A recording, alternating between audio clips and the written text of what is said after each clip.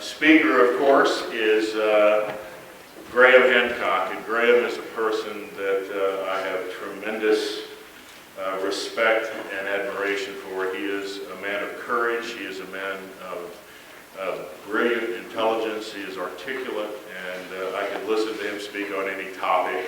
And we are fortunate today that he is going to speak on the Lost Ark of the Covenant, the Holy Grail, and the search for Solomon's Temple, to be followed by the War on Consciousness. A round of applause, please, for the remarkable prayer. Thank you.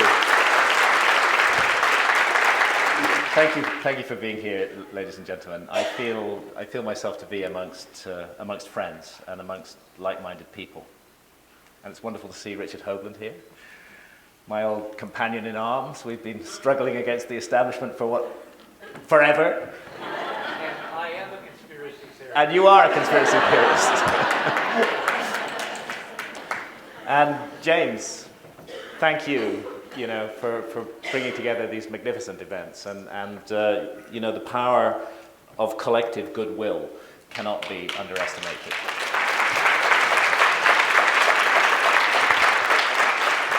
And I don't want to forget to thank James's wonderful wife, Anne, as well, who plays a magnificent role in all of this, and the whole team. And all of us here. So, thank you for being here. I really appreciate the opportunity to speak to you. There was a time in my life when I was not interested in ancient mysteries. I didn't even know there was such a thing. I was a current affairs journalist. And I was, my last role as a journalist was as the East Africa correspondent for The Economist. It's a very mainstream newspaper. And I was based in Nairobi in Kenya, and I was traveling widely around the region. Ethiopia was regularly on my beat, a troubled country with many, many problems and difficulties, a civil war going on, famines.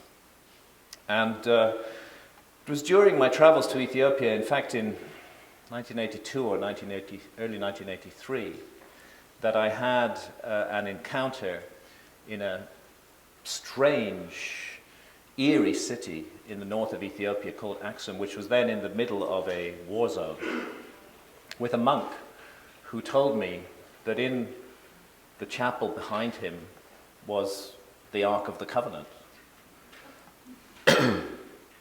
I'd actually just seen Raiders of the Lost Ark.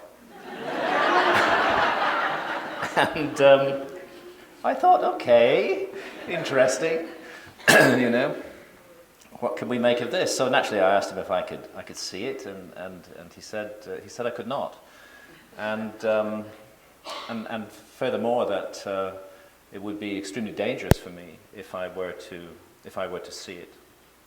And he pointed to the cataracts in his eyes. And this became a recurrent theme because I met several of these guardians of the Ark over the years. And I felt myself drawn into a mystery. And that mystery drew me out of current affairs, and I began to feel that there's just much more fascinating stuff locked away in our forgotten past than there is in the present. And so it was the beginning of a complete change of direction for me. And I'll be outlining some of that exploration and some of that inquiry in this talk. So we're looking at an image of the Ark of the Covenant here. We actually have a pretty good idea what it should have looked like. And this is rather a good representation. There is effectively a detailed blueprint of the Ark of the Covenant in the book of Exodus. And we know from that it was 3 feet 9 inches long, 2 feet 3 inches high and wide, that it was carried on carrying poles which were borne on the shoulders of specially selected and trained bearers, that it was a golden box, that within it was a wooden box, and that within the wooden box was another golden box. And in the heart of that second golden box were the tablets of the Ten Commandments. Now, of course, the Ark is most directly associated with the figure of Moses. And we read in the book of Exodus that he leads the children of Israel out of captivity in Egypt, and and off they go to Sinai, to the Sinai Peninsula, and it's on Mount Sinai that he has his encounter with the deity and is given the blueprint for the Ark of the Covenant. And here are some images of Mount Sinai here, and the monastery in the lower right hand of the screen is St. Catherine's Monastery. But I have to say that there is some dispute about the exact location of Mount Sinai. There is another contender, and that I've also been there, and that's in the southern part of the Sinai Peninsula, and that is also on a mountain, and it's called Sirabit al-Qadam. And interestingly, on the top of Sirabit al-Qadam are the remains of an ancient Egyptian temple, and that's the temple of Hathor that's found in Sirabit al-Qadam. So these are the two possible contenders for Mount Sinai. But wherever it was, extraordinary events unfolded there. And the Ark of the Covenant came into being, we are told, as a result of very specific instructions from God.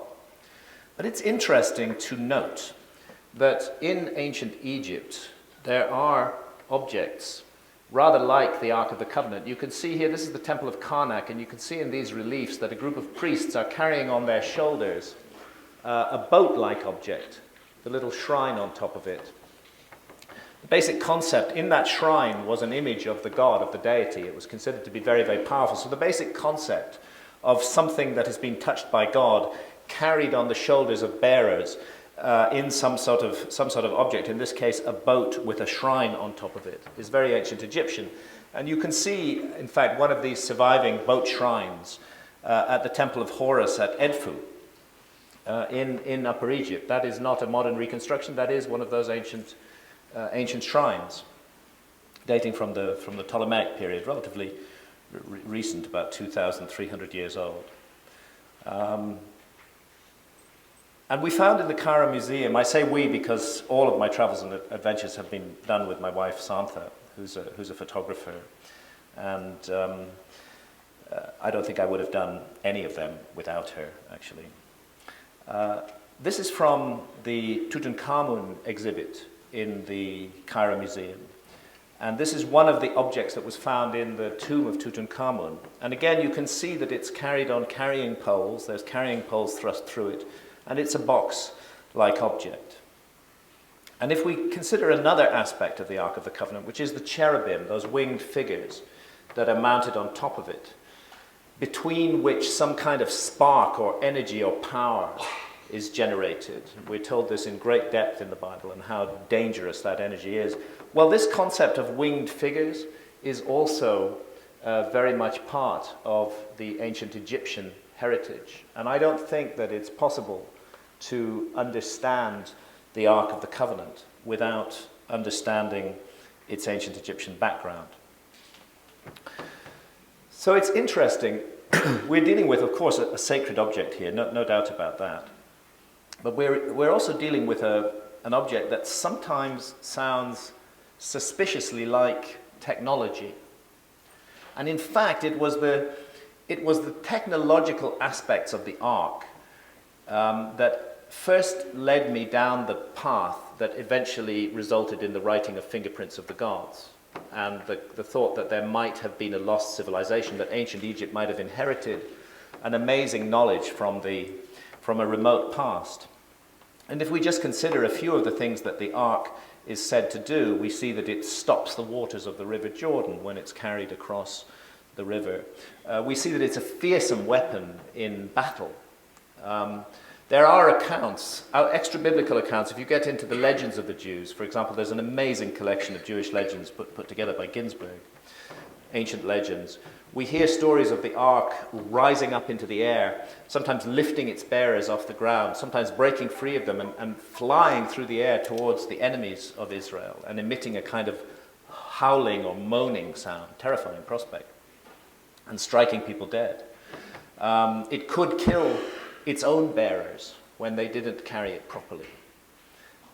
Very, very strange idea. It kills Uzzah when the ark is being carried up to Jerusalem, and Uzzah tries to stabilize it on the cart on which it's being carried, and a bolt of fire shoots out of it and strikes him dead.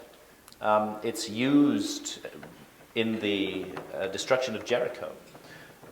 Of course, we focus on the blowing of the horns, and I think that's important too, but it's very clear when you look at that account that the ark is being carried around the walls of Jericho. And some kind of sound energy, I think, is being emitted by those horns, and the combination of the two is to bring down the walls of Jericho. And most eerie of all, when the Philistines capture the ark, as they do briefly, and take it to the city of Ashdod and use it as a kind of tourist object, and march in front of it, and they make the mistake of opening the ark. And this is something that was a really, really bad idea to do. And the Bible tells us that 50,000 of them died. And here's the strange thing, that they died of cancerous tumors. So what is this object which is a weapon and which kills in this way, which it sounds like some kind of radiation device, almost, completely out of place in time? What is it doing there? And it's true also of the ancient Egyptian arks. There are many accounts in ancient Egyptian tradition that these objects were dangerous, or that something contained in them was dangerous and could strike people dead. And not only that, but the crowns of the pharaohs were reputed to have an energetic basis, that one had to wear special clothing to wear the crown and be in some way specially trained or specially prepared. And that if somebody who was not trained or prepared put the crown on their head, it would burn into their skull. Some sort of burning heat is involved in it. And of course, this is a famous image from the crypt at the Temple of Dendera in Upper Egypt. And the truth is, nobody knows what it is, including Egyptologists. But it is in a very dark place. You have to actually usually bribe the guard, and you go down through a hole in the floor into a labyrinth of corridors beneath the temple, where they have some low-level electric lighting now, but in ancient times, of course, it would have been completely dark. And there, in a remote corner, we find this very strange relief.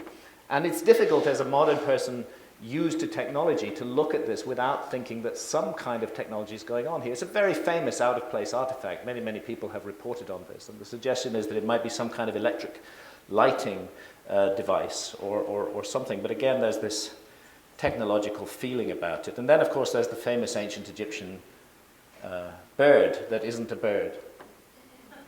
Because it's placed in a display case of birds. But this is the one that isn't a bird, because no bird has got its wings mounted on the top of its shoulders like that. And no bird has got an upright tail like that. And no bird has got an aerofoil section in its wings. This ancient Egyptian aeroplane has been wind tunnel tested, and it's very aerodynamic and quite capable of flight. And it's the incorporation of aerofoil principles into the wing and the overall design of it that really don't fit into place in time in ancient Egypt. It should be a bird, but actually it's a plane, and it's more than well over 2,000 years old, and it was found near the pyramid of Saqqara in Upper Egypt, and Saqqara is in Lower Egypt, and Saqqara is about 15 miles south of the great pyramid complex at Giza. And what an amazing place to go. How many here have been to Giza? Yeah. So you see how we're all drawn to this magical place, and I bet many of you have not been, have an intention to go at some point.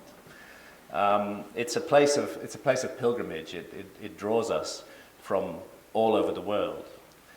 There is something truly, truly remarkable about it. And actually, if you're considering the possibility of a lost technology in ancient Egypt, you don't have to go much further than the Great Pyramids. Because the Great Pyramid is just an astonishing, as well as being an astonishingly huge thing, it's also an astonishingly accurate thing. Almost sort of atomic level accuracy in the creation of this gigantic monument. I mean, Egyptologists like to say, it was these bunches of kind of, I don't know, not slaves. The idea, absurd idea that this was built by slaves. I've climbed the Great Pyramid 5 times. It's a work of artistry from top to bottom. Nobody in a state of slavery was ever involved in the creation of this monument. It's a work of absolute perfection, involving gigantic stone blocks. I am going to tell a little personal story here, which I know some of you have heard before. If you have, please forgive me, because I do love to tell this story. But that is the corner that you want to climb up if you're going to climb the Great Pyramid illegally,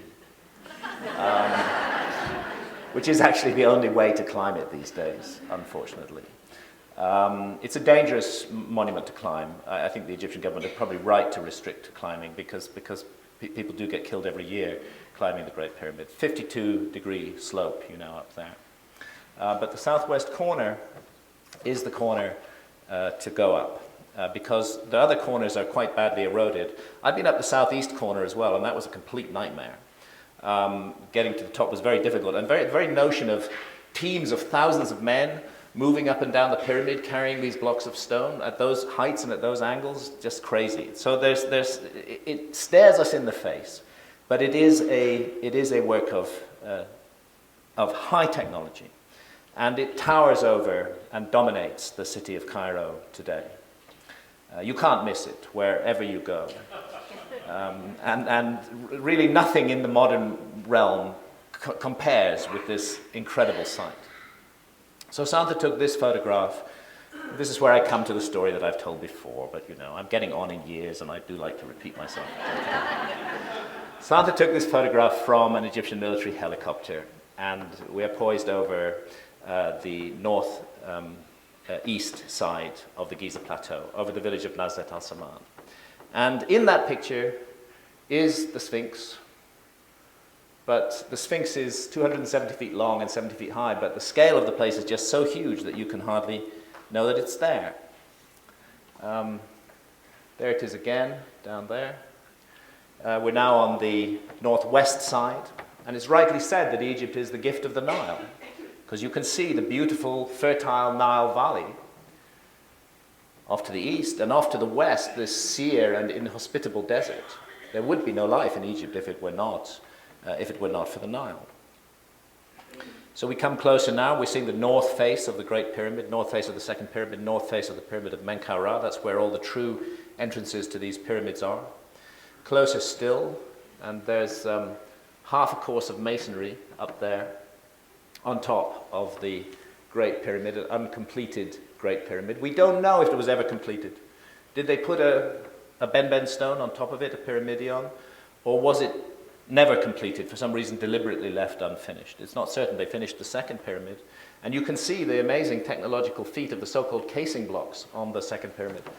We know that the Great Pyramid was also covered in such blocks. They did come off in an earthquake in 1301, and they were now reincorporated into mosques and palaces all over Cairo.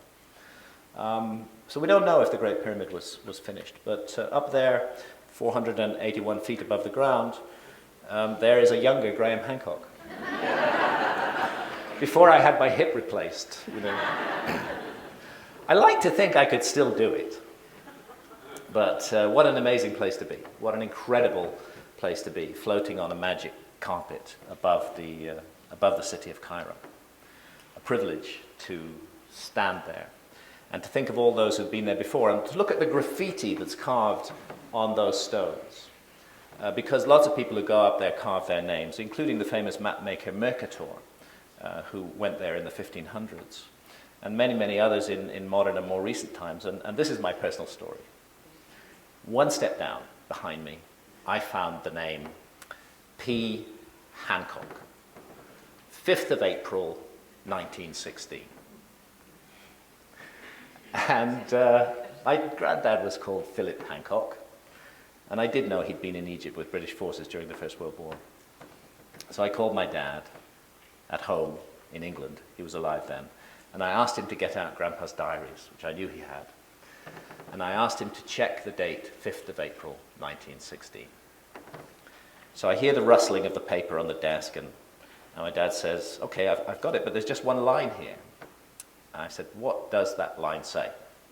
And he said, climbed Great Pyramid today.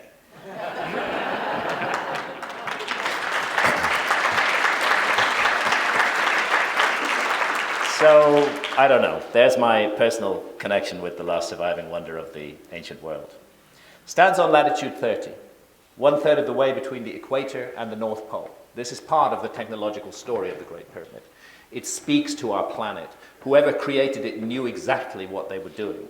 They positioned it at a highly significant latitude, and they also aligned it almost perfectly to true north. That's another way that it speaks to our planet, because true north, true south, those are key dimensions of our planet. Just 3/60ths of a single degree off true north. And for all I know, that may have been caused by a little bit of continental drift since it was created. Interestingly, the Great Pyramid is a scale model of our planet. That if you take its base perimeter and multiply it by 43,200, you get the equatorial circumference of the Earth. All we ever needed to do in all those centuries of darkness when we didn't even know we lived on a planet, if we wanted to know the size of the planet we didn't know we lived on, all we ever needed to do was to go measure the base perimeter of the Great Pyramid and multiply by 43,200, and we would have the equatorial circumference of the Earth. And likewise, if you take the height of the Great Pyramid, multiply by the same number, you get the polar radius of the Earth. Egyptologists know this, but they say it's a coincidence. I don't know. I mean, what a strange mindset, you know, to say it's a coincidence. But the fact is that number 43,200 is a key number. It relates to another feature of our planet, which is the precession of the equinoxes, that our planet has a wobble on its axis, which causes the North Pole to point at different stars over very long periods. To cut a long story short, it operates at the rate of 1 degree every 72 years. And 72 times 30 is 2,160, which is one complete house of the zodiac. That's how long a zodiacal sign holds the sun. And 2,160 times 20 is 43,200, which is the scale in the pyramid-Earth ratio. So I can't believe for a moment that this is a coincidence. It's deliberate, and whoever made it had a high level of science and technology and a high knowledge of our Earth and of astronomy, and incorporated that into that monument. And that high knowledge, undoubtedly, would have been inherited by Moses, because Moses was reared in the household of the Pharaoh. He was groomed as a potential future Pharaoh. That was what he was going to become. But we know the story of his rebellion and how he leads the children of Israel out of Egypt in the end. And we hear stories of magic and sorcery and Moses and Aaron and Aaron's rod turning into a serpent and so on and so forth. The ancient Egyptians had a concept of high magic. They called it hekau. And from hekau, we still get the modern word hex. But I believe that ancient Egyptian magic was science, that it was a science in the hand of an initiated priesthood, and Moses undoubtedly would have been initiated into that system. So I believe when he received the blueprint of the Ark of the Covenant from God, it was something he already knew how to do. And he commanded the construction of the Ark by the craftsman Bezalel, and we then hear of the Ark, of the journey of the Ark, as the children of Israel continue their wanderings through the Sinai desert. I've already talked about the crossing of the River Jordan. The Ark's involved in that. And also this cloud that rises up, a cloud and a pillar of fire, intimately connected again with the Ark of the Covenant. So it's the talisman of the Israelites as they march through the wilderness and as they enter the promised land. And it becomes, as I mentioned, a fearsome weapon in battle. But there is this moment when things go wrong and the Philistines capture it. And then we have this incredible story of Ashdod and the infliction of cancerous tumors upon the Philistines. So much so that they say, we don't want this thing anymore. And they put it on a cart led by bullocks. They close it, of course. They put it on a cart and they send it off. And the Israelites reacquire it in that way. And the story then continues as we come into the reign of David. And the ark is, David aspires to bring the ark up to Jerusalem. And he wants to build a temple for the ark. And the story of the ark as it goes up to Jerusalem incorporates a number of key features. One of those is that moment when Uzzah tries to steady it on the cart and he's struck dead by a bolt of fire. So Steven Spielberg was absolutely, right in the way that he described the ark. These fiery bolts shooting out of it, there's detailed biblical testimony for that. And there's this dancing that takes place before the ark, a very specific kind of ecstatic dancing involving certain musical instruments that we'll come to as we go further into the story. And David brings the ark to Jerusalem. However, David has been a really bad guy. And God makes it clear that David is too polluted an individual to build the temple for the ark. And interestingly, another thing as well, there is only one function given to the temple in Jerusalem. If you study the Bible, its function, the thing it is actually built to do, is to serve as an house of rest for the ark of the covenant of the Lord. David is not to build that house of rest. He has polluted his soul. That job is to be done by his son Solomon. And of course, King Solomon has a famous name throughout global culture for his magical powers and his great wisdom, of course, and his incredible abilities and renown as a king. And one of the fantastic episodes in the story of King Solomon is the visit of the Queen of Sheba to Jerusalem. And the hint of romance hangs around this story. What were Solomon and Sheba up to? Something rather remarkable goes on there. At any rate, Solomon, I'll come back to the story of the Queen of Sheba, but Solomon gets to build the temple. And the temple is very interesting for a number of features, including this huge lake, really, contained in a vast bronze container called the sea that stands in the courtyard of the temple, and the golden interior of the temple, and the Holy of Holies, a golden cube completely lined with gold in all its walls, into the heart of which is placed the Ark of the Covenant.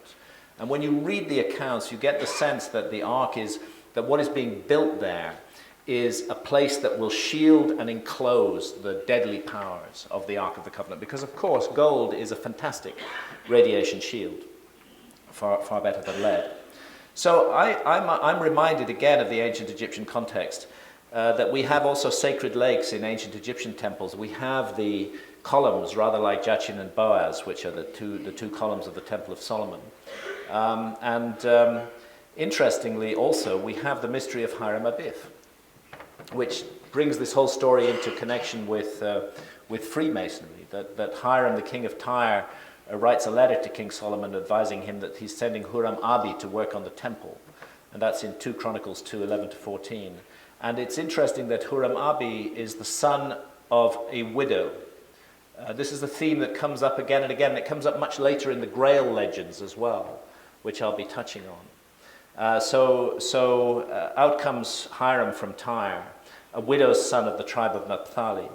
And his father was a man of Tyre, a worker in brass, and he was filled with wisdom and understanding and cunning to work all works in brass. And he came to King Solomon and wrought all his work. So he's the key builder of the temple.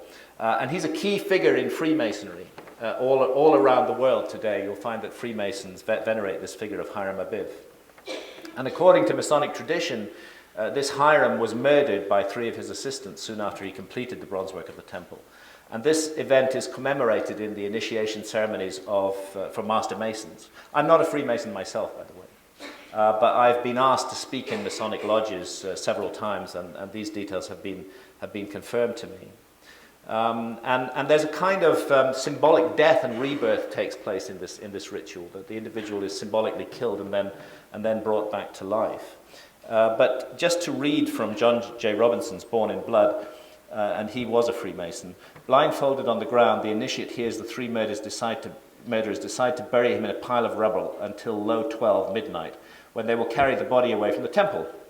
To symbolize the burial of Hiram Abif, the candidate is wrapped in a blanket and carried to the side of the room. Soon he hears a bell strike 12 times and is carried from the rubble grave to a grave dug on the brow of a hill west of Mount Moriah, that's the Temple Mount. And he hears the murderers agree to mark his grave with a sprig of acacia and then set out to escape to Ethiopia. Note that. An Ethiopian connection right there. And interestingly, according to the ancient Egyptian tree of life, which is demonstrated here on the walls of the temple of Karnak, where Thoth writes the name, the immortal name of the pharaoh when he has attained immortal life. The tree of life is Acacia nilotica, and the wood in the ark itself was also acacia wood. So we come to this great ceremony. The ark is carried into the Holy of Holies of the temple. A huge cloud fills the Holy of Holies, and thereafter only the high priest is allowed to go in before the ark. And hundreds of years then pass with the ark unremarked. It's really quite striking. Before its installation of the Temple of Solomon, it is the most mentioned object in the Bible. There's 200 separate mentions of it. After it's installed in the Temple of Solomon, it vanishes from history completely. And I would say that in that period, between roughly 950 before Christ and 587 before Christ, when the Babylonian invasion of Jerusalem takes place, in that period the mystery of the ark unfolds. And we should not leap to the conclusion that it was stolen by the Babylonians. In fact, there's no evidence for that at all. Because when the Babylonians did overthrow Jerusalem, the Babylonians were the most tedious bureaucrats, and they kept incredibly detailed records of everything they took from the ark, from the temple. But the one thing they did not take from the temple was the Ark of the Covenant. It is not included in the temple treasures seized by the Babylonians. And when the Israelites are returned to Jerusalem 70 years later, they do not have the Ark of the Covenant with them to bring back to the temple, and they mourn the loss of the Ark.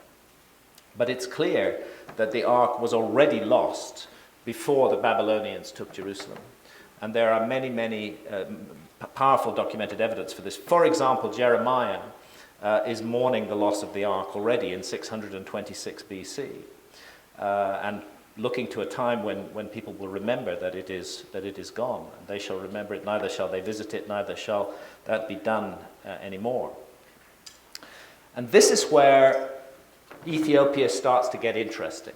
If you look at the map of the region, you can see that Israel and Ethiopia seem, well, they're in the same general corner of the world, but they're also really far apart. And how could it be that Ethiopia could be the answer to the loss of the Ark, and particular parts of Ethiopia, which involve the city of Axum in the north and Lake Tana in the west, with Gondar and Bahadar. In the city of Axum, as I mentioned, I visited the city of Axum first in 1982. It was a war zone then. The Tigray People's Liberation Front were besieging the city. The Ethiopian government was still in command of the city, and I was flown in on a really rickety DC-3 aircraft, which was flown by basically two mercenaries, two Zambian pilots who were working for the Ethiopian government, and they were flying routes that most other pilots weren't willing to fly. And the DC-3 was being used to evacuate soldiers from war zones, so the back of it was actually just swimming in blood. When they came to Axum, I'll never forget this, they, instead of doing the kind of long approach that they do, they just went into a dive. And straight down. I really thought that my end had come, but they did land successfully. And when I asked them to explain why they did this extraordinary entry to Axum, they said, well, all the hills around the town are covered with machine gun nests, and the TPLF are out there, and we're going to get shot down if we do a long, slow approach. So this is the only way we live. And there in Axum, I found extraordinary ceremonies taking place, and amazing. You know, it's like being transported back into the world of the Old Testament. Just suddenly you step out of the 20th century, now the 21st, of course, step out of the 20th century and find yourself transported to the Old Testament world. as though it's been frozen for thousands and thousands of years. And there's a sacred lake at Axum, just as there is at Karnak. And there are obelisks at Axum, stelae, they call them. Huge ones. One of them weighs more than 500 tons.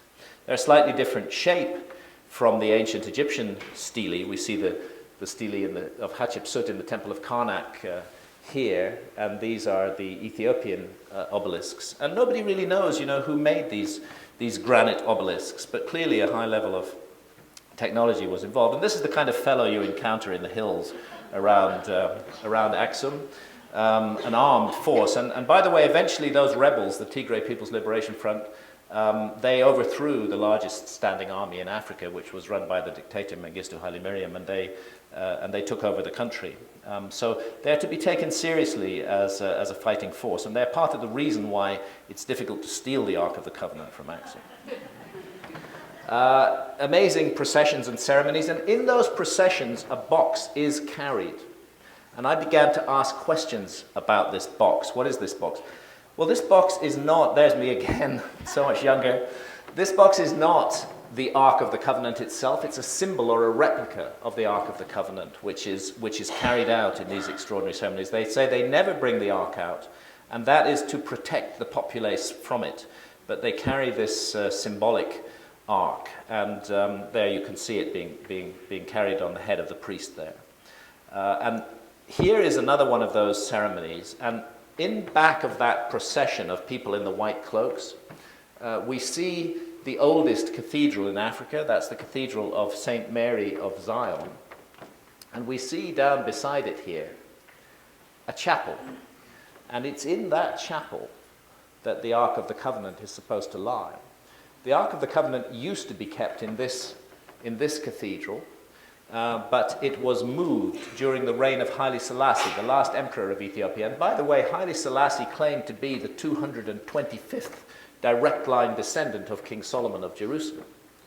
And this chapel was built, but Haile Selassie himself was never allowed to see the Ark. When it's moved, it's wrapped in skins and cloths, we're told. And it was moved into this new chapel. So, coming a bit closer now to the chapel, and there I met my first guardian of the Ark.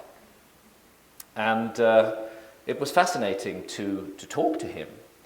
And he tells me that he has the Ark of the Covenant in the temple, and no, I can't see it. And I ask him to tell me his story, and he explains that he's specially selected, he's voted in by the other monks. But that in fact, when he was voted in, he ran away. And they had to send people after him and capture him and bring him back. Because once you become the guardian of the Ark, you're exposed to its fearsome powers, and you can never leave that temple. You become that chapel. You become a prisoner of the chapel. And I said to him, what is so terrifying about the Ark of the Covenant? What is it? And he looked at me with one eye covered in a cataract, and he said, and this is when this story hooked me, he said, the Ark is a thing of fire. And he said that fiery character of the Ark was what had caused his cataracts, that it was making him blind, that it has made his predecessor blind. When we went back 2 or 3 years later, he was dead, and another guardian of the Ark had taken over, and he was getting cataracts. And he asked us if we came again to bring ointments that might help his eye. And again, the same story. So there's something, whatever they've got in there, there's some power about it. You can see the story of King Solomon and the Queen of Sheba being told in much Ethiopian art, because in the Ethiopian story, it is believed that there was indeed a relationship between King Solomon and the Queen of Sheba, and that Solomon made the Queen of Sheba pregnant, and that she returned to her homeland, which the Ethiopians claim is Ethiopia. Nobody really knows where Sheba is, but they say it's our country. Sheba is the land of Ethiopia. She returned to Ethiopia. She bore King Solomon a son, and that son's name was Menelik, which means the son of the wise man in the Ethiopian language. And at about the age of 20, Menelik went to Jerusalem and was recognized by his father. and taken into the court in Jerusalem. And spent a year there, but at the end of the year decided that it was his responsibility to steal the Ark of the Covenant and take it away to Ethiopia. And that's what he did. He somehow managed to steal the Ark of the Covenant and carry it out of Israel. Solomon heard about this. He sent an army after him. But what Solomon said, and it's rather interesting, according to the tradition, was that if my son has passed the borders of Israel, then this is a sign that God wants the ark to go to Ethiopia. He doesn't want it to stay in Israel anymore. And sure enough, Menelik had passed the borders of Israel, and he carried the ark off to Ethiopia, where supposedly, according to Ethiopian tradition, it has remained ever since. Well, I have to say the whole story seemed quite outrageous to me and impossible, but I was curious, and there were certain features about the ark that were really intriguing, and I did begin to dig deeper. I discovered that every church in Ethiopia has either a replica of the ark or a replica of the tablets of stone, which are kept in the Holy of Holies of the church and which are carried out in certain processions. They call the replicas of the tablets of stone tabots. And they're so sacred, they gain their sacredness by relationship to the original Ark of the Covenant in Axum. They're so sacred that they may not, that a church ceases to be a church the moment the tabot is taken out of it. That's how important they are. Church is deconsecrated. And we have these extraordinary dances with prayer sticks and specific musical instruments, drums and trumpets, and sistra, which are exactly as described in the dances before the ark in the Old Testament. Exactly the same kind of pattern is being repeated in Ethiopia today, in that land frozen in time. And it's interesting to look at that musical instrument, the sistrum, and to realize that it has its ancient Egyptian background, because you can find sistra in the Cairo Museum, thousands of years old, exactly as those sistra that are being used in Ethiopia today. And here was another thing that really began to make me wonder if there could be reality to the Ethiopian story, because Ethiopia has a community of indigenous Jews. And they are a most unusual Jewish population. They do not practice modern rabbinical Judaism. They practice Old Testament Judaism. They do not have rabbis, they have priests. They continue to perform sacrifice of rams, which has been forbidden in Judaism for more than 2,000 years. And they are an ancient population in Ethiopia. They look just like Ethiopians, but they practice a very Old Testament form of Judaism. And Israel felt a responsibility for them. These people were called the Falashas. They called themselves the Beta Israel, the House of Israel.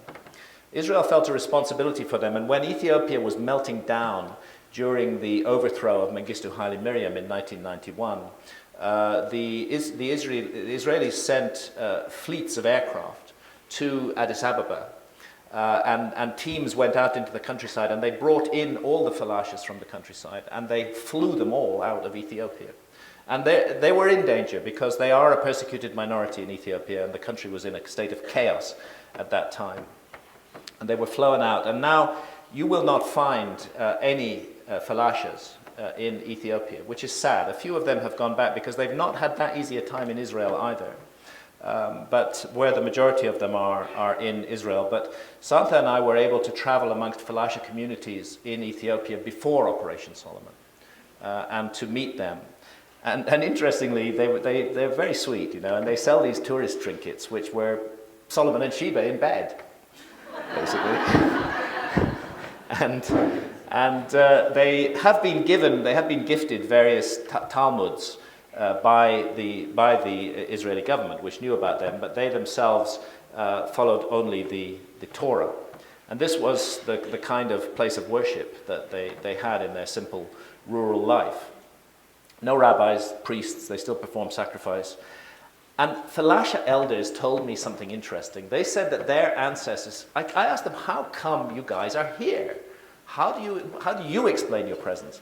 And they said that their ancestors came to Ethiopia by following the Nile, that they'd formerly had a temple in Egypt, and that their first settlement in Ethiopia had been on an island in Lake Tana. And that's where the story started to get really interesting, because honestly I can't buy into this Solomon Sheba thing in great detail. It doesn't fit historically, it just doesn't work, but somehow there is this ancient Judaic tradition in Ethiopia, and there is a claim that the Ark of the Covenant is there. Now there's those two places, they look very far apart, but once you put the River Nile between them, you find that they're not that far apart at all, and that the Nile is a road through the desert that can be followed. And digging deeper, I began to find what I think is the moment that the Ark actually was taken out of the temple, and that was during the reign of King Manasseh, who was an idolater, who abandoned the traditional Judaic faith, and who installed pagan religious worship. And in particular, he installed in the Holy of Holies of the Temple of Solomon a pagan idol, an Asherah, a tree goddess, a Canaanite goddess. Israeli scholars who I talked to felt that it would have been impossible for the Ark of the Covenant to have remained in the temple at that time, that the loyal priesthood would not have allowed it to be polluted by proximity to a pagan idol, and that they must therefore have taken the Ark of the Covenant out of Israel. After the fall of Manasseh, we hear of Josiah, his successor, cleansing the land of idols. And he's saying unto the Levites, and this is around between 640 and 609 BC, long before the Babylonian invasion, he's saying unto the Levites that taught all Israel, which were holy unto the Lord, put the holy ark in the house which Solomon the son of David, king of Israel, did build. So right there he's asking them to put it back, and that has to mean it's already gone. And we know they didn't put it back because the Babylonians didn't find it. Where it went to, I believe, was Aswan in Upper Egypt. Because, as anybody who's been to Aswan will know, there is an island in the middle of the Nile opposite Aswan called Elephantina. And on the island of Elephantina, archaeology has discovered, we're looking at Elephantina here, the remains, fragmentary remains of a Jewish temple and of a large Jewish community that lived on Elephantina. It's being excavated by the German Archaeological Institute. Very little has remained of it. It was built around 650 BC, exactly the time that Manasseh was polluting the temple. And it was destroyed round about 400 BC as a result of conflict between the Egyptians and the Jewish community on the island of Elephantine. We know that the temple the Jews had built there had exactly the same dimensions as the Temple of Solomon. And remember the purpose of the Temple of Solomon, to serve as an house of rest of the Ark of the Covenant of the Lord. It's an extraordinary thing in the First Temple period for another temple to be built outside of Israel. The conflict with the Egyptians came because the sacred deity of Elephantina is Khnum, and Khnum is a ram-headed deity. And it seems that the Jews on the island of Elephantina were sacrificing rams. So this did not go down well with the Egyptians. And the Jewish community was driven out. There's no evidence that they were massacred, and there's no possibility that they traveled north through a hostile Egypt. I believe what they did was travel south. They followed the Nile River system through the deserts and up into the highlands of Ethiopia to Lake Tana, which is the source of the Blue Nile, and in fact of 6/10 of all the waters of the Nile. There's the amazing, majestic Blue Nile Falls in Ethiopia, and Lake Tana, where let's look at those again. I mean, they're just stunningly beautiful. That's Santa's work, of course. Marvelous place. I have to disillusion you a little bit. There's a sad story here. The Ethiopian government needs hydroelectric power. This photograph was taken in the early 90s. They've switched off the Blue Nile Falls now.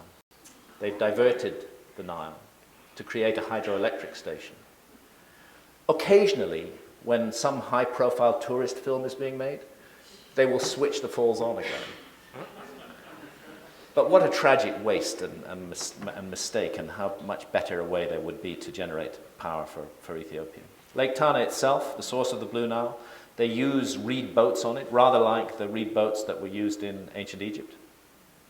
There are incredible monasteries on Lake Tana with ancient paintings and traditions, and it was in one of these that I heard the story that one of the islands in Lake Tana had once been the home to the Ark of the Covenant. And that island was called Tana. So Santa and I made our way there, and we found on that island a remote monastic community who absolutely did claim that the Ark of the Covenant had been brought from Egypt to their island round about 400 BC, and that it had stayed there for 800 years. And they said we were Jews then, and that in the time of King Izana, around the late 300s AD, the Ark was taken by force from their island to Axum, and they point out these remains on the island, which they say were part of the temple that had been built for the Ark there. So it's taken off to Axum, and it's incorporated into the newly Christian religion of Ethiopia. This explains why a pre-Christian relic now becomes incorporated into Christianity. And we see these amazing ceremonies taking place in Axum, and all of them revolving around the Ark of the Covenant.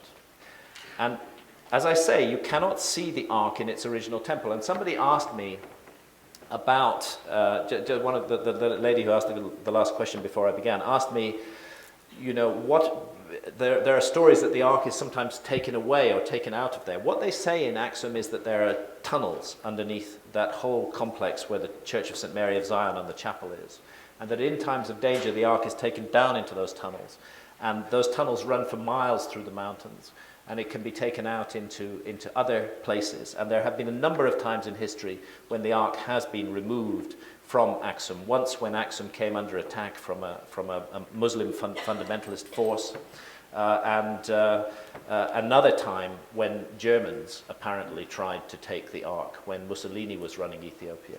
The Ark was taken out then. And there's an amazing story in the 1890s that the Ark was used in a battle against the Italians. Mussolini's occupation of Italy in the 1930s was revenge for Adwa, the Battle of Adwa, when an Ethiopian army carrying the Ark of the Covenant utterly destroyed the Italian invading force. Amongst those stela in Axum, there's this rather interesting fallen one, which has a strange object carved onto the front of it. And that strange object is astonishingly like this Ark from Tutankhamun's tomb in ancient Egypt. So, you know, I don't think Spielberg was right that the Ark of the Covenant is in a warehouse in the United States. But I do think that the Ethiopians have it, and I think their story holds up. It's circumstantial evidence, you know. It's not. I can't give you an eyewitness account of the Ark, but I think the circumstantial evidence mounts up. Interestingly, Steven Spielberg also made a film about the Holy Grail. And I'm just going to finish this presentation with a little bit about the Grail, because for me the Grail and the Ark are one and the same thing. The earliest account of the Grail is in Chrétien de Troyes, and he describes the Grail as a cup, and that's most often how we think of it, as a golden cup. But in Wolfram von Eschenbach's Parzival, the Grail is a stone. So if you think of a golden container, which is what a golden cup is, and you think of a stone, you have something very similar symbolically to the Ark of the Covenant, which contains the stone, golden, and contains the stone tablets of the Ten Commandments. And Parzival, like Hiram, is the son of a widow. And my research suggests that there was a medieval quest for that the medieval quest for the Holy Grail was a quest for the Ark of the Covenant, and that it's intimately connected to what happened in Jerusalem. The Grail tradition begins in 1182, and by then the Templars had had their headquarters on the Temple Mount for 80 years, and it was recaptured by Saladin in 1187. Then Wolfram writes his Grail quest between 1195 and 1200. So there is the temple and the Temple Mount as it was seen in the time of ancient Israel. And there it is today, looking down on the Dome of the Rock and then the Al-Aqsa Mosque, the two neighboring structures that we see on the Temple Mount today. So the Temple Mount is in the hands of Islam. It's a curious contradiction because it's in the heart of the city of Jerusalem, and Jerusalem, of course, is run by and controlled by Israel. But the Temple Mount is controlled by Islam by agreement with Israel. And it is a desperately sacred place in the Islamic world, really right up there after Mecca and Medina, you have the shrines on the Temple Mount, the Islamic shrines. And this one, the Dome of the Rock itself, stands exactly on the site of Solomon's temple. And in the heart of the Dome of the Rock is that huge rock. That's why it's called the Dome of the Rock. And it's believed that that rock was the floor of the Holy of Holies of the Temple of Solomon, on which the Ark stood. And beneath it is the eerie Well of Souls, a most extraordinary place below ground. Now, interestingly, the Knights Templar were renowned for their architectural work. They were key in the development of Gothic architecture in Europe, which in itself is an astonishing scientific revolution. But they made their headquarters right there in the Al-Aqsa Mosque on the Temple Mount. And they put a facade, a Gothic facade, on the Al-Aqsa Mosque. And it's known that they also conducted extensive excavations underneath the Temple Mount. And some of their tunnels still survive. What were they looking for? I think they were looking for the Ark of the Covenant. It makes sense. The Templars, everything, all their symbolism connects to the Ark of the Covenant and the Temple of Solomon. And there's the north porch of the Al-Aqsa Mosque, and there's the north porch of Chartres Cathedral in France. And they're really rather similar. And in the north porch of Chartres Cathedral, there's a statue of the Queen of Sheba and of Melchizedek holding the Grail. And there's the statue of the Queen of Sheba, and she is situated clearly in that statue in an African context, standing on the head of an African figure. And in that same porch is a story of the Ark of the Covenant. And that says, what the Latin wording says is, here is hidden the Ark of the Covenant. And it is being taken on a cart in exactly the direction of the Queen of Sheba's statue.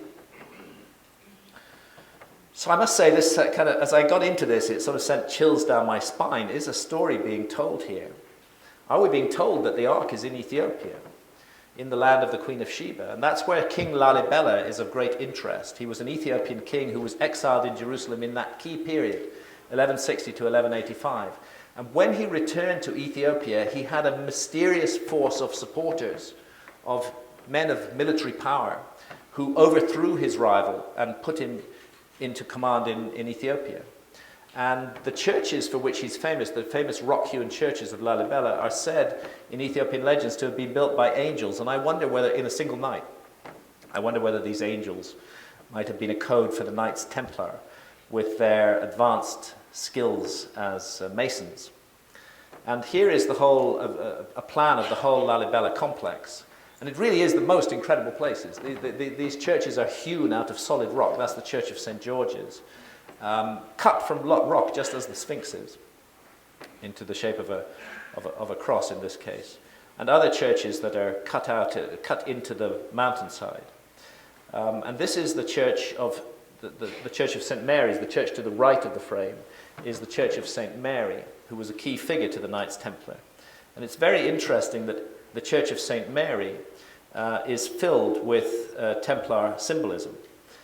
The swastika was a symbol that was dear to the Knights Templar, and it's found on Templar churches, for example, Garway Templar Church in Hertfordshire in England.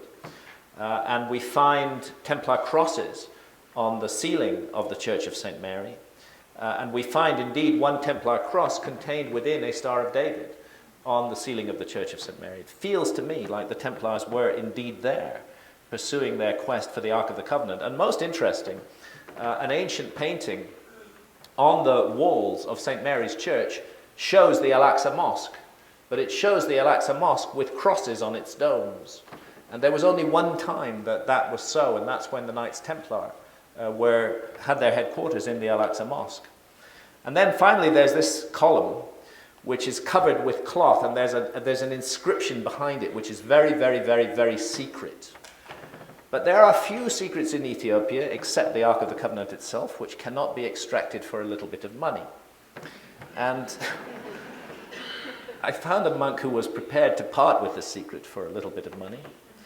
And he told me, he didn't understand what the words said, but he said the words are written in your script, and they say, Sator, Arepo, Tenet, Opera. And that is an ancient device which was favored by the Templars. The Templars used this magic square where the words, you can read it in all different directions, as you can see, Sator, Arepo, Tenet, Opera, Rotas. It's a classic Templar device, and there it is in a church in Ethiopia. There's much Templar symbolism in Axum as well, as we would expect. And finally, the story of James Bruce of Kinnaird, which I told in The Sign and the Seal. James Bruce, my middle name is Bruce, by the way. I was born in Edinburgh. James Bruce was an amazing Scottish adventurer in the 1700s. He was very tall. I believe he was about 6 feet 9 inches tall, which in those days was really tall. And Samuel Johnson, that acerbic wit in London society, described him as the tallest man I ever saw free of charge. And Bruce went off to Ethiopia with tremendous courage with his. We don't know. We don't know. There's a mystery around his journey to Ethiopia. Everybody, I think, has heard of the Book of Enoch, right? Well, here's what you may not know: is the Book of Enoch was lost to Western culture for well over 1,000 years. It was known up to the 700s or so, and then it was lost completely. One thing James Bruce brought back from Ethiopia was a complete text of the Book of Enoch in Ge'ez, the sacred language of Ethiopia. And like many adventurers of his time, he was a multi-talent, James Bruce, and he learned languages very fast, and he translated the Book of Enoch into English. And we have, as a result of James Bruce, the Book of Enoch again today. He was also looking for the source of the Nile, he said, and he did find the source of the Nile in Ethiopia. And he based himself at this fairy tale castle in Gondar, on the shores of Lake Tana. And it's amazing to think that Ethiopia is full of castles like this. You would imagine you were in some medieval English town, but there it is in Ethiopia. And he came back to England, and he died in England, a little bit broken-hearted because he was constantly insulted by Samuel Johnson, and not believed. He wasn't believed for anything. He reported in his travels that he'd seen men cutting a steak off a living cow and eating it raw. Nobody would believe that in England. They still do that in Ethiopia to this day. And they put a mud pack on the back of the cow's butt, and it heals up. And he said that they had an instrument like a lyre, a biblical lyre in Ethiopia. And Samuel Johnson said, since James Bruce left, there's one less lyre in Ethiopia. He died somewhat in obscurity, and I learned that he was buried in Larbert Churchyard, quite near Edinburgh. So I went there with Santa to look for his grave, and by that time I'd become convinced that Bruce's real purpose in Ethiopia was to seek out the Ark of the Covenant. And I document the journey that he made to Axum at a very key date. I won't go into all of it here. But I wanted to track James Bruce down. And I found his grave in a state of complete disrepair, overgrown with nettles. But then I found in the car park, lying on its side then, but since erected, the obelisk that had originally stood over the grave. And the inscription on the obelisk is written there. And I asked the keeper of the church, who is restoring this obelisk? And he said, well, that would be Lord Elgin, who's the head of the Bruce family in Scotland. And I picked up the phone and I called Lord Elgin's estate, and amazingly he answered the phone himself.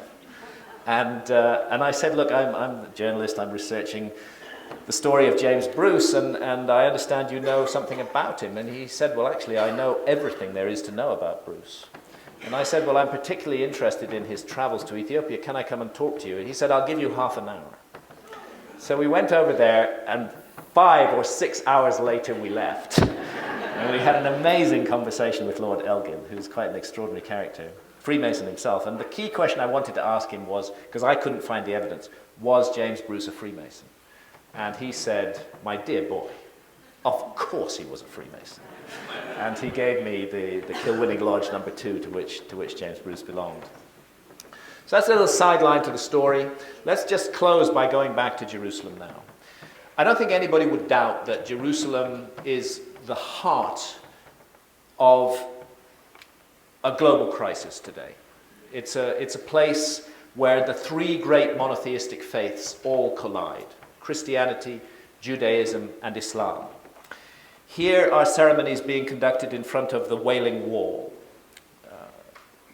There is an aspiration to build the third temple in Jerusalem. But until the third temple is built, Jews may only worship as close as the last surviving wall of the previous temple. And so ceremonies and great religious fervor is shown at the Wailing Wall. But there are factions in Israel, notably the Temple Mount faithful, who want to build the third temple. And the place they want to build it is precisely where the Dome of the Rock and the Al-Aqsa Mosque now stand. So one can consider, with the fury and emotions that surround religious issues in the Middle East today, what would be involved if their wish were to be fulfilled, if they were to take back the Temple Mount and attempt to expel the Muslim community from the Temple Mount. It would be catastrophic. There have been many riots already caused by the Temple Mount faithful marching on the Temple Mount. The one thing the Temple Mount faithful need in order to justify the building of the third temple is the Ark of the Covenant. They need it back, and they have an aspiration to acquire it wherever in the world it may be. Oddly enough, in Iran, there is another tradition about the Ark of the Covenant, and it's written deeply into Shia traditions and legends, and it concerns a figure called the Mahdi, or the hidden Imam, who vanished from history some 1,000 years ago, and has said, rather like King Arthur, to be waiting the moment when he will return to the world. And there are many now amongst the Shias who believe that the Mahdi is already back, he's already present, and that what he needs to do is to acquire the Ark of the Covenant. The Mahdi will bring forth the Ark of the Covenant, the Shia prophecies say. And actually it's impossible to understand the motivation of a man like Ahmadinejad without being aware of the story of the hidden Imam, because Ahmadinejad is definitely seeking to build nuclear weapons. There's no doubt about it whatsoever.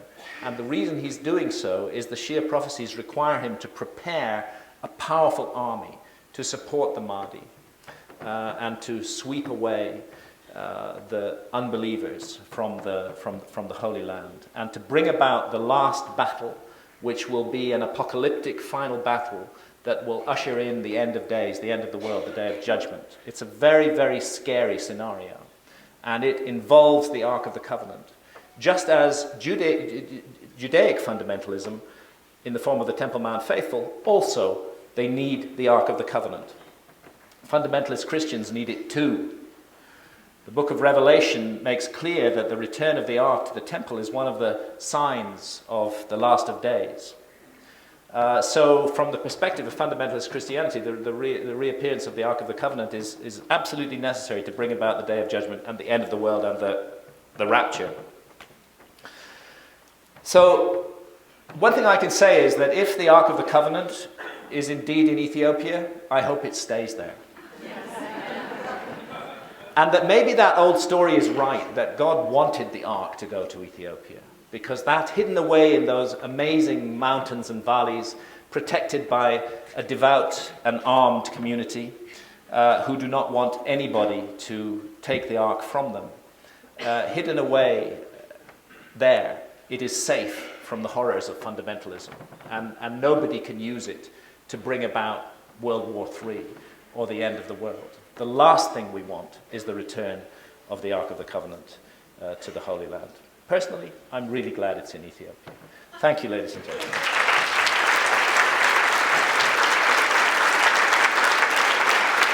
Thank you. Unbelievable. Absolutely fantastic. Thank you. Thank you. Thank you. Thank you so much, Graham. What an absolutely fascinating and mesmerizing speaker. And so another round of applause for the remarkable Graham. Thank you.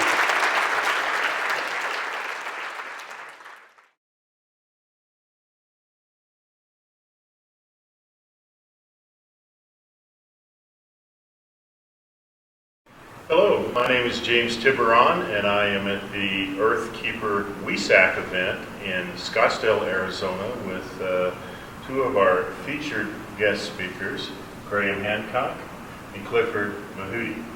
And so welcome, gentlemen. Thank you. Thank you. And part of the topic of our weekend gathering is the revelation, the revealing of the truth. And so I think both of you represent very interesting aspects and facets of our attempt to understand a little bit more about the reality, the expansion of reality that we were in. So I'd like to direct the first question to Graham Hancock, and you've just given a brilliant presentation, and you talk about the possibilities, the experiences of alternate dimensions of reality, and about the recognition of ancient civilizations that were far more advanced, of honoring the theta state of consciousness, where we focus on the alert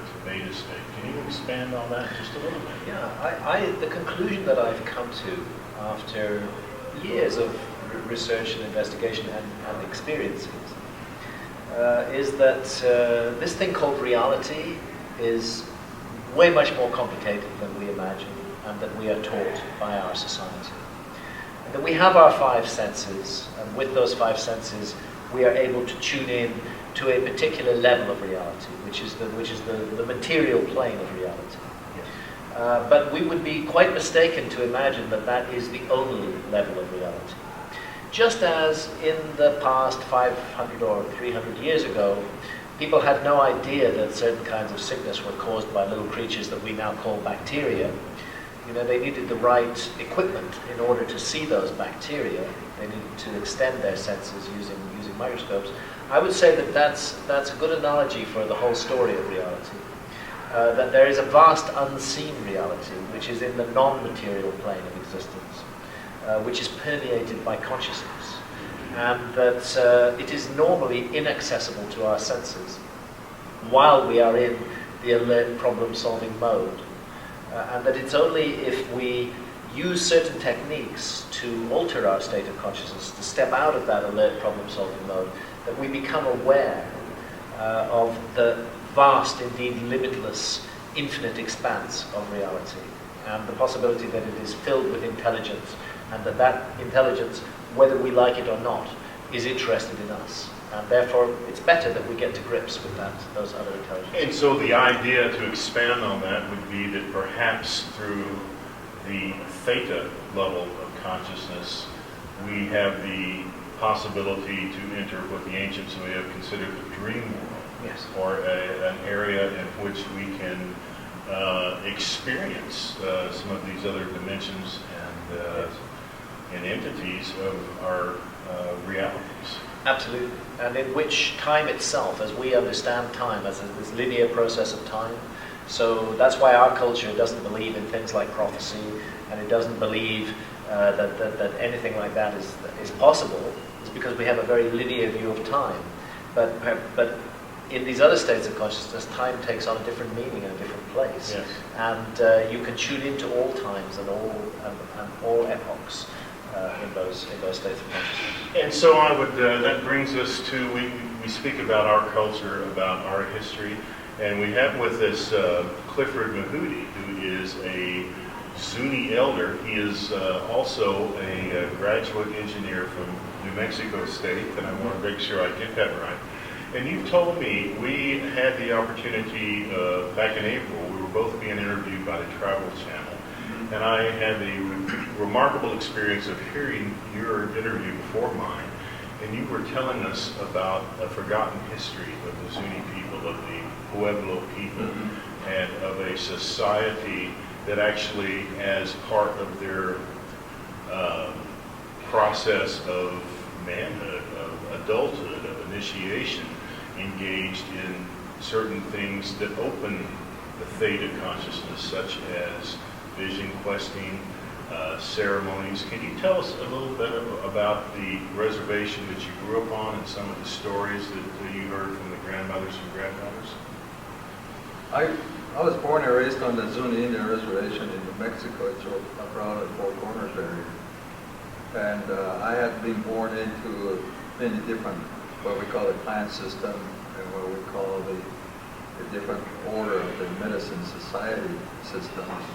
And also one of the biggest societies is what we call the Kachina society. And we take on the impersonation through many rites of passage through initiation, that we perform those ceremonies that were actually performed in the old days by those beings that were actually coming from a different universe or other star systems and other galaxies. And those are the ones that taught us how to perform these ceremonies for taking care of Mother Earth and also all living things, not only the plant and animals, but other things within the whole universe. And so this is, we have sort of been isolated for a number of years, and of course if you look at history, we had to go underground on a lot of these systems in order to protect what we had been given by the ones that are taking care of us. In this case, it would be what the Zuni term called raw people, R-A-W, in the definition of uncooked. Those things, those beings are the raw people that are in all levels of consciousness and in all dimensions. And in the Zuni world... Let me just ask you a question here. That's an interesting term that you say, raw people, as in uncooked. Mm-hmm. Now, there's a theory by Dr. J. Alfred that there is inorganic forms of consciousness in what he calls bioplasma. In other words, spirit beings, in a sense, that have not taken physical form. Mm-hmm. Could it be a possibility that by raw people, they mean non-physical? That's the term that is used for when you talk about, when you go into the nuclear physics end of it, they're talking about plasma physics. Yes. And extra dimensional things, but because of their language in their interpretation, that's the best that they can do. And they're the ones that told us that we will be there, but we will not be in the physical form. We will be in spirit, and we're in the air. We're right beside you, and we're right behind you. We're with you all the time, 24/7. And we will tell you, we will project what is going to happen in the future, but we reserve the right not to tell you when it's going to happen, but it's going to happen, and this is where prophecy comes in. That's fascinating. And so we have been taught, and there's so many orders within the Zuni culture and system. When I talk about things like the Kachina Society, for example, or the representative of the ethereal beings that were the beings that actually used to come in life form to the ancient Indian civilization, especially the Zunis and other people like the Hopi and all the other Pueblo Indians. And because of their abduction and people falling in love with them because of their pure energy and pure love, that they would start thinning out the tribe, so to speak. And so they had to go and resort into a different order, and the Kachina order became one that we represent those beings that are from the different parts of the universe. And we went through stargates or wormholes, what is commonly known today. But they would appear, and when after the ceremonies were done, then they would disappear. And in those days, there were certain parts of the reservations within a distance. In some cases, it was in parts of Arizona today. And they would go back to wherever they came from through those. The only thing that I can explain through them is the portals and the stargates. Yes. We still have those in existence today. Fascinating. So these are what we term the raw people in the Zuni language. Yes. And they can appear in many occasions. They can appear, and there's been many, especially in the ethnology and and the anthropological books written by those explorers, that they have actually been interpreted by those people when they talked to my ancestors way back in the 1800s, and this is what they had, this is what they looked like, and this is what they did. So their interpretation tends to lose some of that whatever the meaning was. But again, it's taking the Zuni language into the English language. Yes. So you lose a lot of that, a lot of solidness through the interpretation. But that's absolutely fascinating. And Graham, just to direct the question to you, you've made a lot of brilliant studies and researches about ancient civilizations, and of course, one of the big questions that comes up among people today is the possibility of evidence of extraterrestrial societies having been on the Earth before. Yeah. Do you think in Egypt that there was absolutely an advanced society that was perhaps extraterrestrial? Well, see, the use of the word extraterrestrial carries a certain amount of baggage Yes. in our culture. I personally have no doubt that ancient civilizations and indeed more recent civilizations have, from the very beginning, the whole human race been in contact with non-human intelligent entities. But whether those entities can be simplistically reduced to high-tech beings a bit like us in physical form who got here in spaceships by, I don't know, breaking light speed and crossing interstellar space, I have a feeling it's more complicated than that. And for me, the UFO, the flying saucer, is its elusive character. But nevertheless, they do show up on radar screens from time to time. Suggests to me that we're maybe dealing with interdimensional visitors. Yes. That these visitors are not simply crossing space in this universe, but they're crossing from one level of reality into another.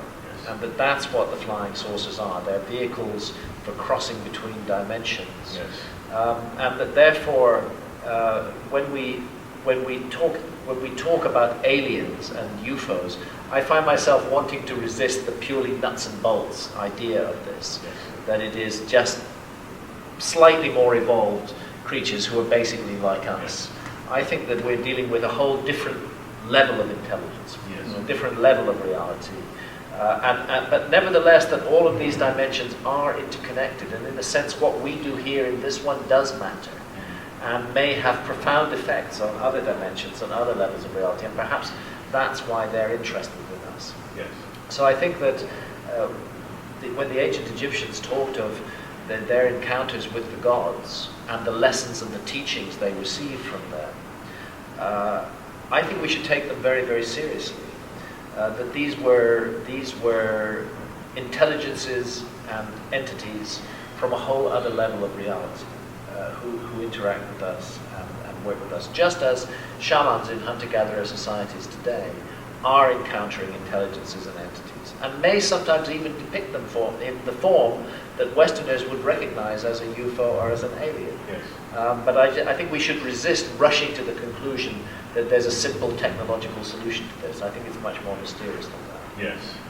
And Clifford, we've spoken before about Zuni cosmology, about the Star Nation, the Space Brothers. Daniel Pinchbeck has written about the Pueblo Indians having names for the Pleiadians, for the Syrians, for the Arcturians. Is that true with the Zuni as well, that they have knowledge of these star places and a tradition, a cultural, oral history of contact with people from Sirius, from the Pleiadians? You've spoken about Kachinas as possibly being extraterrestrial. Well, Kachinas are one group. Yes. There are various, it's a very big structured organization that come from different parts of the different galaxies, different star systems. And for those that aren't familiar, the Kachinas, and please correct me if I'm wrong, they are the beings that are said to have brought corn to the native peoples, but also are they the ones that provided the underground sanctuary during the flood in the oral histories? The underground sanctuary was supposedly guided by the Star Nation people. Okay.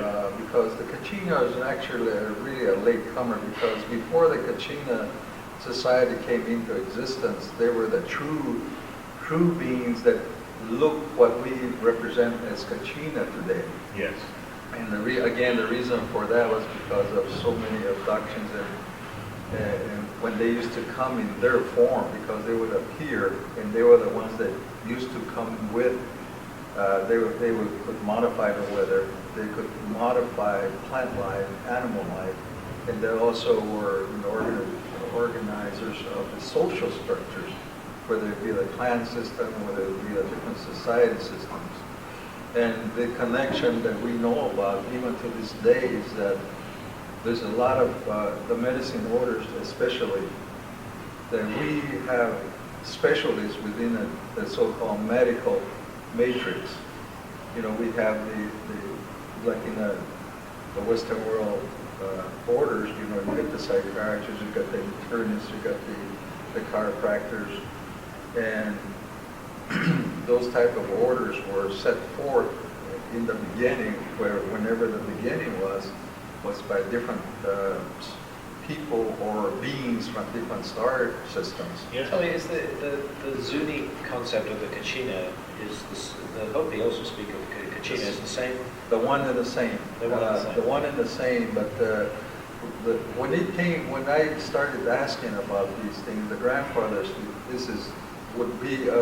was bordering into sacred knowledge, because again, about what they had gone through up to that point, they had to go underground with a lot of this information.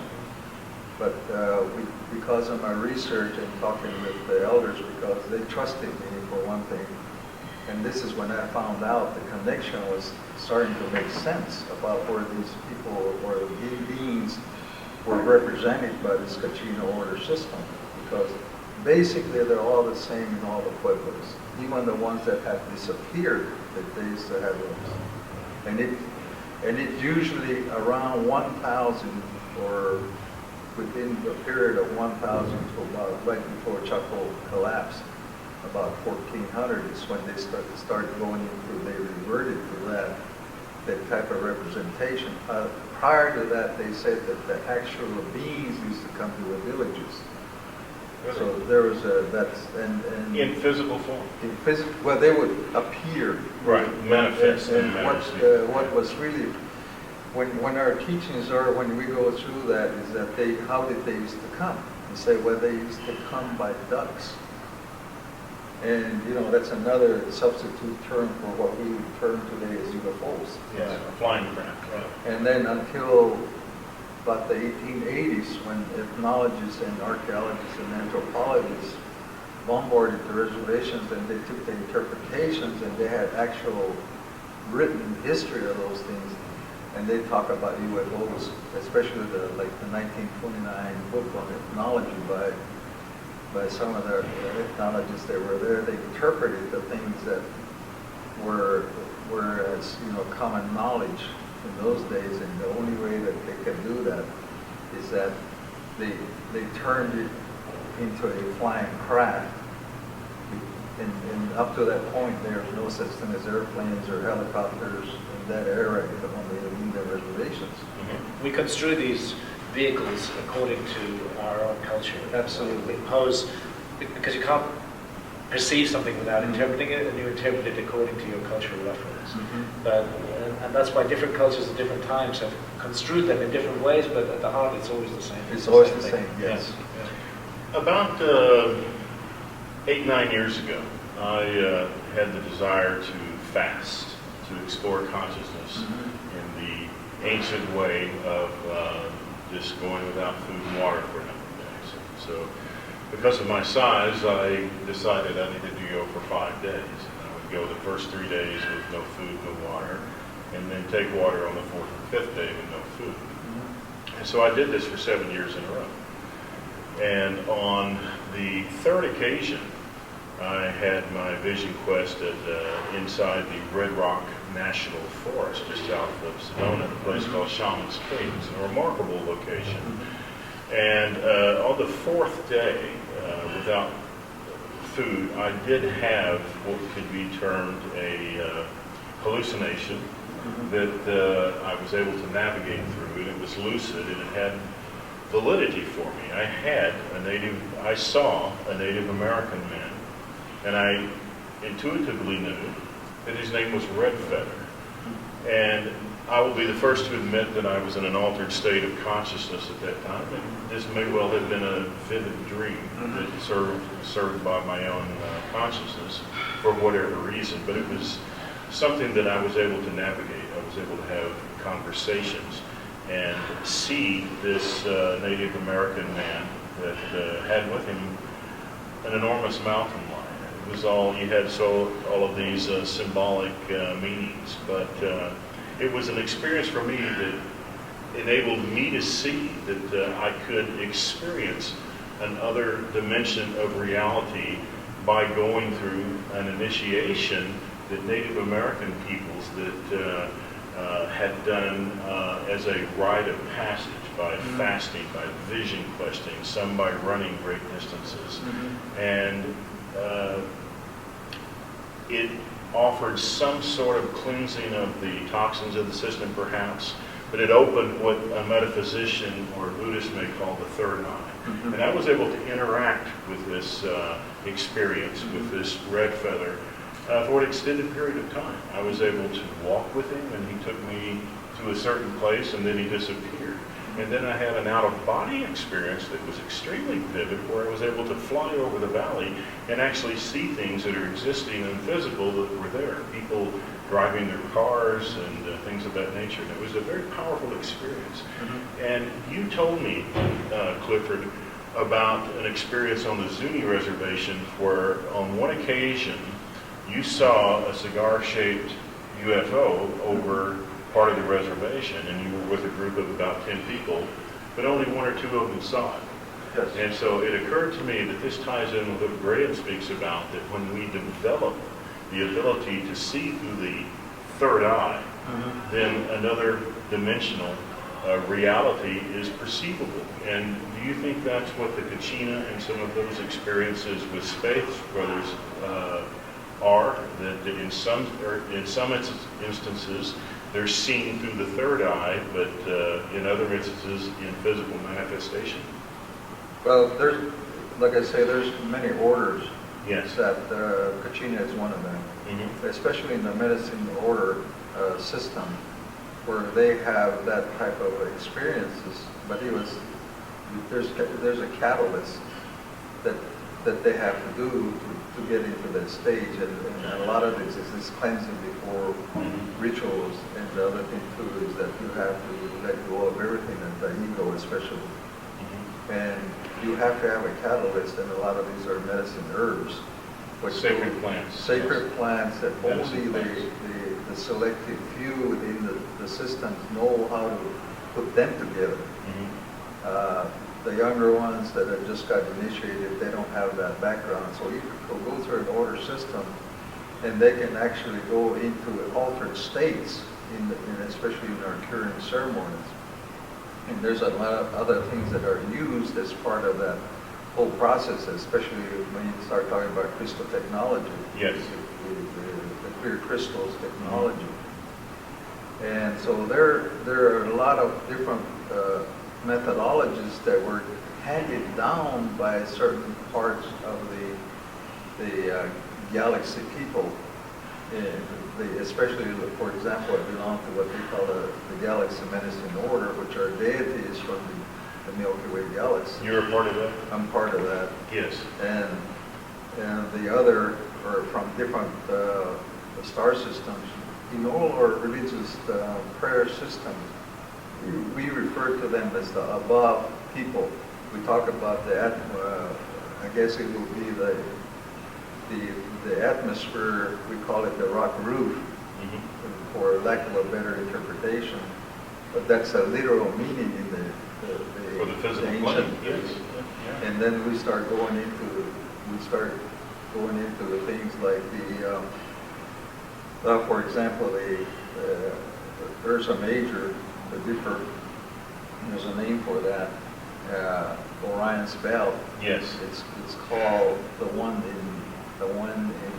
that is together. They call it together in the language, and then it goes up to the Pleiades, and that is actually a number in the ancient ritual language. It's actually a number. The name for Pleiades has a number. It's a number. It's 7. Really? Yes. That's And so I fascinating. asked the question. I said, well, what are we talking about when we're talking about the 7? He said, you remember, you're a scientist in the white man's world. Have you ever heard of Pleiades? I said, yes. But Pleiades, the 7 were not discovered until they used telescopes. He said, but we already knew about that. I said, well, who told you that? He said, young man, you have to understand, he said, that we were told that. We were given the orders and the system before they were discovered by the telescope. So you keep going up, and the last one in the series, the series is the what became known as the supernova, and that's the one that they say that the literal meaning is the star burst. So that's what it is in the supernova. It's interesting. So I believe in the case of the Pleiades, 6 are visible to the naked eye, but the 7th is not. So they, That's they have right. that So knowledge. they knew that knowledge. And then also we have the whole issue of Sirius A and B, and they're a different culture. The Dogon in West Africa Right. had the knowledge that Sirius was a binary star before anybody in the West had the technology Amazing. to reveal that. And they also were given that information by beings that came down to them Yes. from above. So there's an amazing universal phenomenon here, and we would be very foolish to ignore it, I think. Yeah, absolutely. We take everything literal meanings of things because and there's also other. Now you go back into the animal system, which we're talking about that in your vision that you have this Mountain lion, yes. mountain lion, and see these are also representative of the directions, and they're what we call the guardians of those beings, and they also the ones that were designated in the beginning, which is the cougar, the bear, the badger, the wolf, the eagle, and the shrew. The shrew, and it's very hard to really understand what a shrew really looks like because of that portion of the world where I'm from. I think they're kind of extinct to that point, but they already know about these things. Yes. Yes. And what is really even more interesting is that we also have gods that are in the inner earth. In In the what may be termed hollow earth. The hollow earth, yes. Yes. The inner earth. And this is where they're also making references to. So my next question used to be is that, well, what about these UFOs? And they're, in the Zuni term, they call Jahawani, which means a mist flying vehicle. I mean, not a vehicle, but a flying object. This is the best But interpretation. did you say a mist, like Yeah, as mist, if it was yeah. smoke or a Yes, cloud? like a cloud. Nice idea.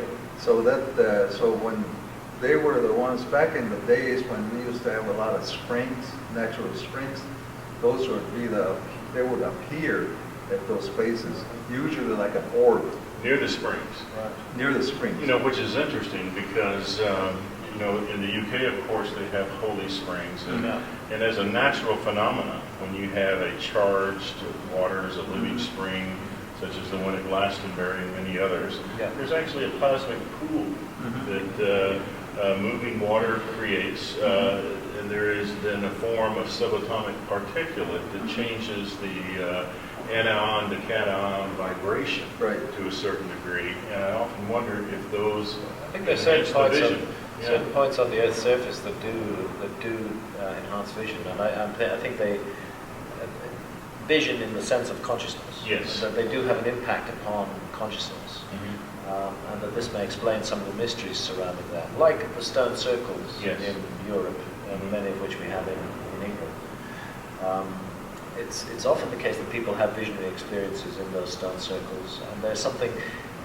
I'm not sure whether it's the stone circle itself that's causing that, or whether the choice of the location to put the stone circle was because the ancients sensed some tremendous power that's operating there. Perhaps the matrix is already there, and maybe what happens is when that, if for example, the Earth is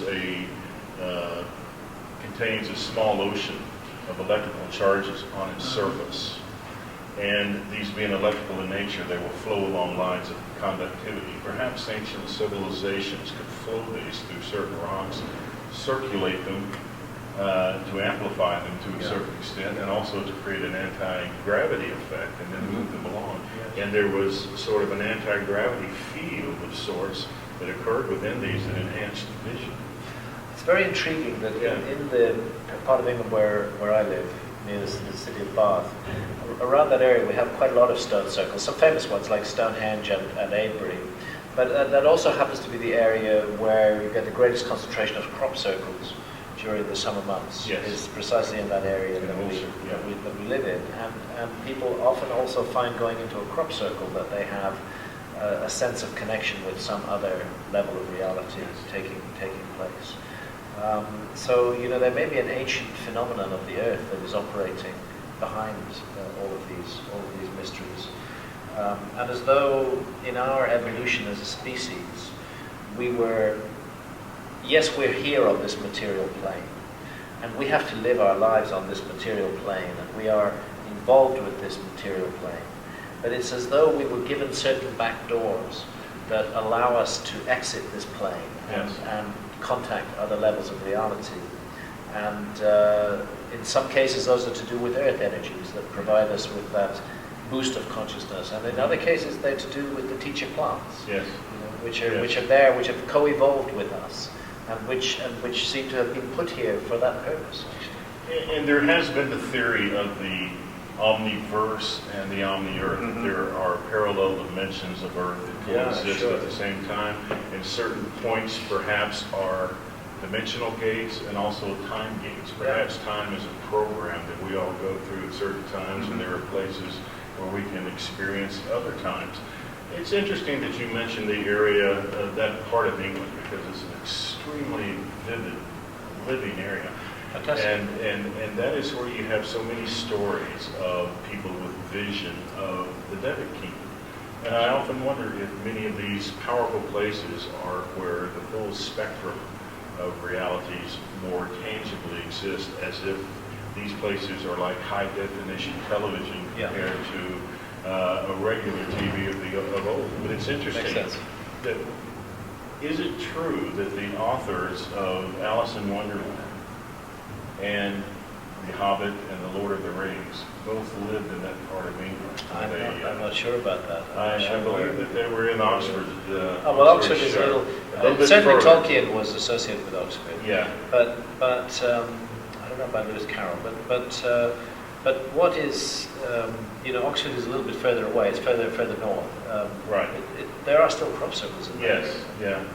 Not Well, quite the I area, wonder if you were talking about the hollow earth and the inner earth, and there seems to be perhaps some sort of correlation about Alice in Wonderland going into the and of wormhole course, mushrooms play a huge role in the Alice in Wonderland absolutely, story. Let's not forget that. Yes, that's a valid point, very good point. Yeah. And so there is and we'll end up here in a couple of minutes, but there is the story of the ancient Pueblo people being taken into a cave deep inside a location somewhere in the Grand Canyon.